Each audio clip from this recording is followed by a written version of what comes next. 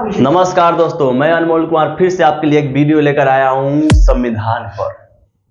संविधान जानते हैं आप लोग? संविधान क्या आजकल के बच्चा जानता है कि संविधान क्या है, लेकिन ये नहीं जानता कि संविधान बना क्यों, आखिर आवश्यकता क्या पड़ी इसकी।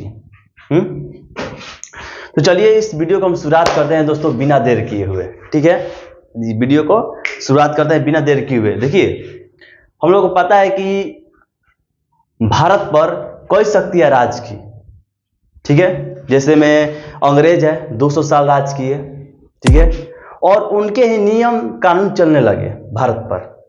ठीक है, उनके नियमावली चलने लगे, उसके तरीके से चलने लगे, जो कि भारत उससे विरोध करता रहा, उसका कानून का विरोध करता लगा, फिर भी चला क्योंकि उनका सरकार था भाई।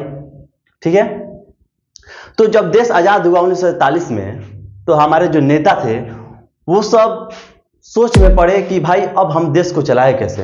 हमारा देश पहले से ही एक आबादी वाला देश रहा है। एक सही दिशा में ले जाने के लिए देश को एक नियम की जरूरत थी, एक कानून की व्यवस्था की जरूरत थी, एक कर्तव्य की व्यवस्था की जरूरत थी। तो वो सब एक व्यवस्था बनाए, एक संविधान बनाए सभी मिलकर, जिसे आज हम लोग देख रहे हैं, संविधान जिनके नियमों पर चल रहे हैं हम लोग। तो देखिए, जो है संविधान के 3 अंग हैं। आप लोग ध्यान से देखें तो संविधान के 3 अंग हैं। कौन कौन? विधायिका, कार्यपालिका और न्यायपालिका। लेजिस्लेचर है, जुडिशियर, और इसे क्या कहते हैं भाई पता नहीं भाई, मेरा इंग्लिश बहुत कमजोर है। ठीक है, आप लोग देख लीजिएगा। तो चलिए इन अंगों के बारे में आज हम थोड़ा बहुत जान लेते हैं। मोटी मोटी बात, ज़्यादा मैं डीप में नहीं ले जाऊंगा, क्योंकि संविधान पर मेरा पहला वीडियो है। आप लोग ऊपर ऊपर जितना जानेगा ना उतना आपके लिए ठीक रहेगा। ठीक है, तो चलिए जानते हैं न्यायपालिका, सॉरी विधायिका। विधायिका क्या है? तो देखिए दोस्तों, विधायिका जो है, अगर विधायिका हमको देखते हैं तो विधायिका जो है नए कानून को बनाने का काम करता है। ठीक है, मान लीजिए कोई उल्लंघन, कोई उदंडई कर रहा है, तो भाई इसके लिए एक नियम बनाना चाहिए। ठीक है, तो ये कौन कार्य करता है? विधायिका काम करता है। और जो कानून पुराने हो चुके हैं उन पे सुधार या प्रावधान जो होता है वो करने का कौन काम करता है? विधायिका करता है। यहाँ पर लिखा भी गया है, नए कानून को बनाना तथा पुराने कानून को बदलाव करना। ये किसका कार्य है? तो विधायिका कार्य है। दूसरे अंग की बात की जाए संविधान की, तो कार्यपालिका है। इसका क्या मतलब हुआ भाई? इसका क्या मतलब हुआ? तो इसका मतलब यही हुआ कि नए जो कानून बनाया गया है विधायिका के द्वारा, लेजिस्लेचर के द्वारा, वो क्या करेगा? ये कानून को, ये नियम को लागू करने का काम करेगा कि भाई आपने बनाया है तो हम लागू कर देते हैं। मतलब ये कानून बनाएगा, इससे हस्ताक्षर लेके, और ये क्या करेगा? लागू कर देगा। चलो भाई ये नियम बना है, ये इसका पालन कीजिए आज से आप लोग। उसके बाद न्यायपालिका आता है, और जो ये लागू कर दिया हमारा जो कार्यपालिका कि भाई ये नियम आज से लागू, आप लोग इस पे चलिएगा, इस पे फॉलो कीजिएगा, और इस चीज को कोई फॉलो नहीं करता, विरोध करता है, उदंडित करता है, तो उनको पनिश करने का काम कौन करता है? न्यायपालिका करता है। इतना तक ठीक है?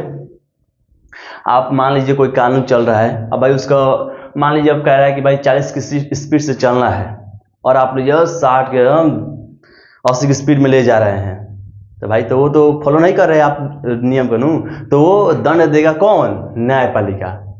ये अब विधायिका के बारे में बात की जाए तो ये केंद्र लेवल और राज्य लेवल दोनों पर होता है। ठीक है, ये केंद्र लेवल और राज्य लेवल। केंद्र लेवल का मतलब जो होता है कि केंद्र लेवल पर पूरे भारत में लागू होगा। ठीक है, केंद्र लेवल पर मतलब पूरे भारत में लागू होगा केंद्र लेवल। ठीक है, और राज्य लेवल जो प्रांतीय लोगों के लिए होता है, जो प्रांत में जो राज्य में रहते हैं उनके लोगों के लिए लागू होता है। जैसे हम लोग बिहार राज्य में अभी हैं, तो हम लोग बिहार राज्य में जो नियम लागू हो करेगा वो विधायक के राज्य सरकार करेगा। ठीक है, अब जो केंद्र लेवल पर नियम जो बनते हैं, केंद्र लेवल पर जो नियम बनते हैं, उस व्यवस्था को हम संसद कहते हैं। ठीक है, क्या कहते हैं? संसद कहते हैं। केंद्र लेवल पर जो भी व्यवस्था, जो नियम कानून बनता है उसे संसद कहते हैं। और संसद के 2 सदन होते हैं, लोकसभा और राज्यसभा। ठीक है, इसके 2 सदन होते हैं, लोकसभा और राज्यसभा। या पूछेगा कि संसद के कितने भाग होते हैं, तो हम क्या बोलेंगे? लोग 2 होते हैं, कौन? लोकसभा और राज्यसभा। अगर यदि आपसे पूछ दे किसके अंग कितने होते हैं संसद के, तो बताइएगा 3 होते हैं। कितने होते हैं? 3 होते हैं। ठीक है, कौन कौन? एक तो लोकसभा हो गया और दूसरा राज्यसभा हो गया। तीसरा कौन हो जाएगा? ये कमेंट बॉक्स में आप बताइएगा हमें, ठीक है। अब देखिए इसमें एक सूची होता है, 3 सूची होता है, केंद्र सूची, राज्य सूची और समवर्ती सूची। केंद्र सूची केंद्र लेवल पर, राज्य लेवल पर, और समवर्ती ये दोनों मिलाकर ये इस पे काम कर सकते हैं समवर्ती सूची में, ठीक है। आगे देखते हैं, जैसे कि केंद्र लेवल में हमने देखा कि केंद्र में विधेयक बनाने के लिए, विधेयक उसी कहते हैं, कानून को ही कहते हैं, सॉरी नियम कानून कहते हैं। अगर विधेयक देखा जाए, इसे इंग्लिश में बिल कहते हैं, ठीक है, बिल कहते हैं, और ये इसे नियम भी आप कह सकते हैं, ठीक है। आप कोई बोलिए, कोई गलत बात नहीं है, ठीक है। आप विधेयक बोलिए, बिल बोलिए, नियम बोलिए, इसे एक ही नाम से जाना जाता है, ठीक है। तो केंद्र लेवल पर जो नियम बनाए जाते थे वो किसके व्यवस्था में बनाए जाते थे? संसद के। वैसे ही राज्य में ऐसा ही होता है, ये विधानमंडल के द्वारा बनाया जाता है नियम, ठीक है, उसकी व्यवस्था को विधानमंडल कहते हैं। और ये इसके 2 सदन होते हैं, विधानसभा और विधान परिषद, ठीक है। आप लोग सामने देख रहे हैं, एक विधानसभा है और एक विधान परिषद है। अब दोस्तों एक चीज मैंने बताना छूट गया यहाँ पर, कि जो लोकसभा और राज्यसभा के जो मेंबर्स होते हैं, सदस्य होते हैं, उनको एमपी कहा जाता है। क्या कहता है? एमपी कहा जाता है, मेंबर ऑफ पार्लियामेंट कहा जाता है, और हिंदी में बोले तो सांसद कहा जाता है, ठीक है, सांसद कहा जाता है। अब यहाँ पर आप देखिए, जो विधानमंडल में कानून बनता है राज्य में, वो किसके व्यवस्था में बनता है? विधानमंडल की व्यवस्था में बनता है। और विधानमंडल कितने सदन होते हैं? 2। कौन कौन? विधानसभा और विधान परिषद, ठीक है, ये 2 होते हैं। और इन दोनों मेंबर्स को विधायक कहते हैं। जो इन दोनों के मेंबर्स होंगे उनको क्या कहेंगे? हम विधायक कहेंगे। और लोकसभा राज्यसभा के मेंबर क्या कहते हैं? सांसद कहेंगे, या फिर मेंबर ऑफ पार्लियामेंट, एमपी कहते हैं, शॉर्ट में हम एमपी कहते हैं, ठीक है, मेंबर ऑफ पार्लियामेंट कहते हैं। अब देखिए, अब बात कीजिए विधानसभा।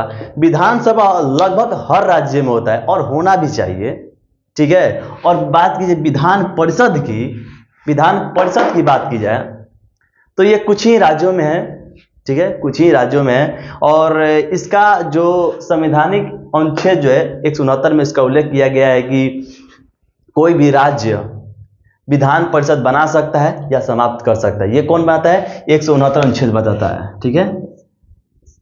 169 आर्टिकल है वो बताता है हमें कि कोई भी राज्य विधान परिषद बना सकता है या विधान परिषद समाप्त कर सकता है, ठीक है।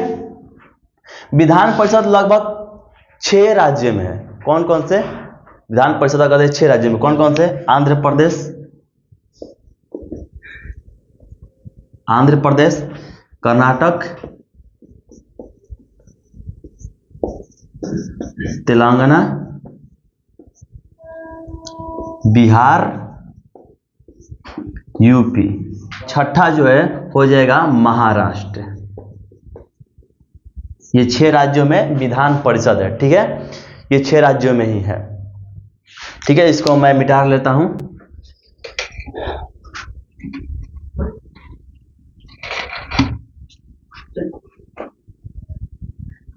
ये राज्य चाहे तो अपना जो है विधान परिषद समाप्त भी कर सकता है। ये कौन सा अनुच्छेद कहता है? मैंने बताया ना, 169 आर्टिकल कहता है। अब यहां तक आप समझ गए विधान परिषद में। चलिए छोड़िए, अब आगे देखते हैं। अब देखिए कार्यपालिका के बारे में मैंने बताया कि ये कानून को लागू करने का काम करता है, ठीक है। ये भी 2 स्तर पर काम करता है, केंद्र लेवल और राज्य लेवल पर, ठीक है। इस केंद्र लेवल पर जो प्रमुख होते हैं, प्रमुख राष्ट्रपति, प्रमुख जो होता है केंद्र लेवल पर प्रमुख जो होता है राष्ट्रपति, उपराष्ट्रपति, प्रधानमंत्री और मंत्रिपरिषद, ये 4 होते हैं, ठीक है, मुख्य होते हैं, प्रमुख। इनमें से सबसे सर्वोच्च होता है राष्ट्रपति, दूसरे पर आ जाएगा उपराष्ट्रपति, तीसरे पर प्रधानमंत्री और चौथे पर मंत्रिपरिषद। इनमें से राष्ट्रपति के पास सबसे ज्यादा शक्ति होता है, लेकिन विवेक प्रधानमंत्री को होता है, इसलिए राष्ट्रपति को नाम मात्र कहते हैं और प्रधानमंत्री को वास्तविक सरकार कहा जाता है, ठीक है, क्योंकि इनके पास विवेक नहीं होता है। इनके पास बहुत से शक्तियां तो होती है, बहुत सारी शक्तियां तो दी जाती है, लेकिन इनको कहाँ यूज करना है, ठीक है, इनको कहाँ प्रयोग करना है, ये किसके पास अधिकार होता है, मंत्री के पास, सॉरी प्रधानमंत्री। और प्रधानमंत्री किसके द्वारा करवाते हैं, मंत्री के द्वारा, मंत्री परिषदों के द्वारा। इसलिए चौथा में जो आ जाएगा मंत्री परिषद आ जाता है प्रमुख में, ठीक है। और ये तीन भागों में बटा होता है, कैबिनेट मंत्री, उप राज्य मंत्री, सॉरी राज्य मंत्री और उप मंत्री, ये 3 भागों में बटा होता है, ठीक है। अब हम बात करते हैं इसके राज्य स्तर पर। राज्य स्तर पर कौन से प्रमुख होते हैं, राज्यपाल, मुख्यमंत्री और मंत्रिपरिषद, ये प्रमुख होते हैं। अब बात करते हैं न्यायपालिका भाई साहब, ये भी तो 2 स्तर पर होंगे, केंद्रीय लेवल पर और एक राज्य लेवल पर, ठीक है। ये भी 2 प्रकार के हो जाएंगे। तो केंद्रीय लेवल पर जो न्यायालिका होता है उसे एकीकृत न्यायालिका कहते हैं, ठीक है, क्योंकि यह जो इसका स्वरूप होता है पिरामिड की तरह आकार का होता है, देखिए पिरामिड की तरह। और सबसे ऊपर वाला जो होता है सर्वोच्च न्यायालय होता है, उसके बाद जो उच्च न्यायालय, उसके बाद जिला न्यायालय, उसके बाद अधीनस्थ तहसील वाले होते हैं। सबसे जो केंद्र में सबसे जो उच्च न्यायालय होता है सर्वोच्च न्यायालय होता है, और सबसे जो नीच होता है वो अधीनस्थ होता है, ठीक है, यहाँ तक ठीक है। और राज्य में जो होता है सबसे उच्च जो न्यायालय होता है, उच्च न्यायालय होता है उसे उच्च न्यायालय कहते हैं, उच्च न्यायालय, ठीक है, उच्च न्यायालय कहते हैं। और आज भारत में उच्च न्यायालयों की संख्या 25 है, कितनी है, 25 है, ठीक है। भारत में उच्च न्यायालय की संख्या कितनी है, 25। अब मुझे आप ये बताएं कि सबसे जो नया न्यायालय है, उच्च न्यायालय है, कौन सा है, बाकी सॉरी कहाँ पर है, और सबसे जो पुराना उच्च न्यायालय है वो कहाँ पर है, ये आप मुझे कमेंट बताइए। वैसे मैं कमेंट में आंसर बता दूंगा। अगर आपको वीडियो अच्छा लगे तो please like share and subscribe जरूर करें चैनल को।